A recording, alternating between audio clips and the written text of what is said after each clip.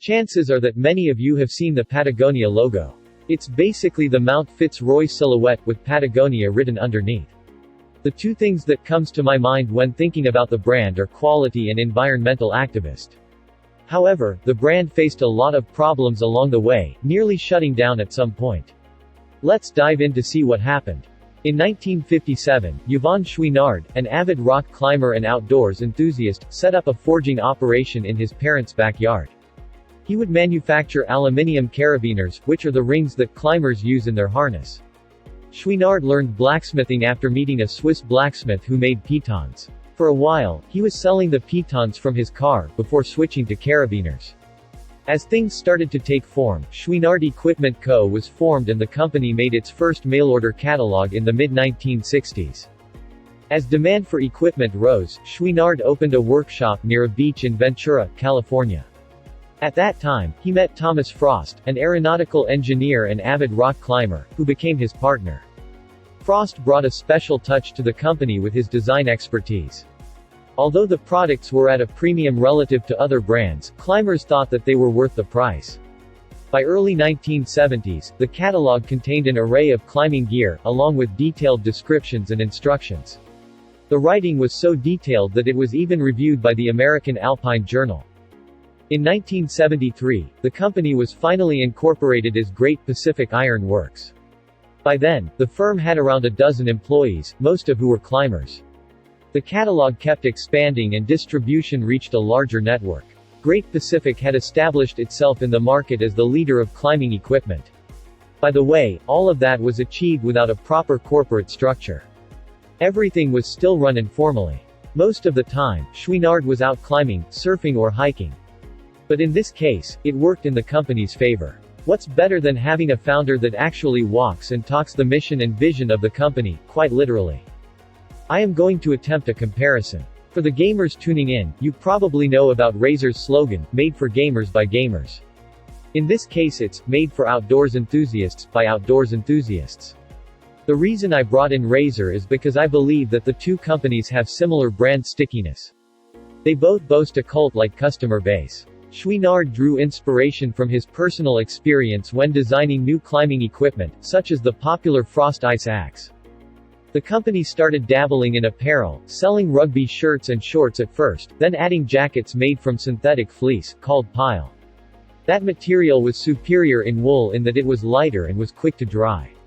That eventually became the bedrock of the company we know today. The clothing business was taking off when Chouinard created a separate clothing division, called Patagonia.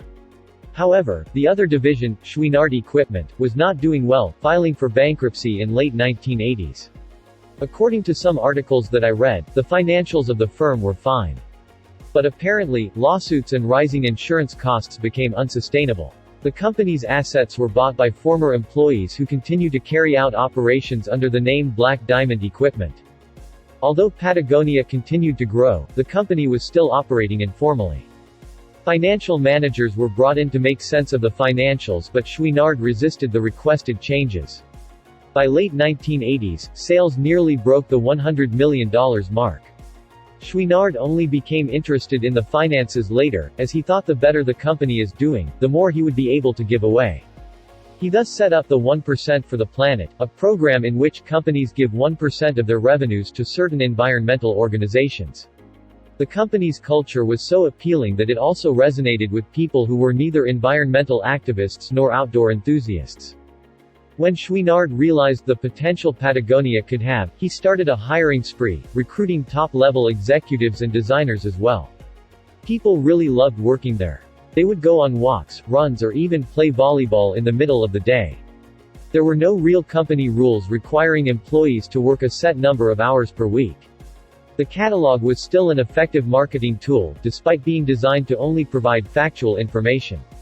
However, in the 1990s, competitors began imitating Patagonia, flooding the market with similar items at cheaper price points. The weaker retail environment did not help the situation either. Patagonia found itself with stagnating sales in the U.S., mounting overhead costs and a line of credit that was clamped down. Chouinard wanted to stop producing the catalogs and stop any kind of growth plans at some point. A highly respectable consultant even recommended Chouinard to sell the company. The company had no choice than to sell inventory below cost and reduce the number of items in its catalog. Around a fifth of the workforce was unfortunately laid off. Chouinard still believed in the brand's staying power and did everything he could to keep the company above water. After taking a trip with his team to the Patagonia mountains, he came back more focused than ever. He became more disciplined financially, operating the company with available resources. The company continued innovating, producing fleece fabric from recycled plastic materials. They even switched fully to organic cotton, despite the higher costs associated with procuring the material. Other manufacturers were still imitating Patagonia's products, but the brand prevailed. No imitator could replace the brand's history and commitment to outdoor enthusiasts and the environment. The cult-like customer base proved to be loyal.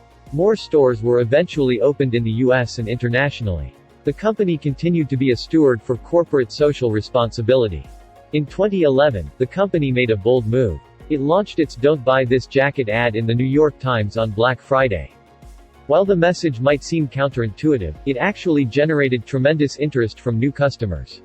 Since Patagonia is a private company, I had a hard time finding financial information. There is definitely some conflicting information, but I managed to compile revenues by backing out their 1% revenue pledge. We can clearly see the impact that the 2011 ad had on the company, marked by the spike in revenues. From there, the brand paved its way to the $1 billion mark. It might have been boosted by their 2016 strategy. They pledged that they would give 100% of Black Friday sales to organizations that help the planet.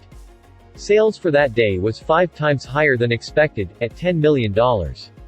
It seems that Patagonia is still finding innovative ways to capture more customers. Do you own any Patagonia products? What do you like about them? What other smaller brands do you think are worthy competitors? As always, let us know what you think.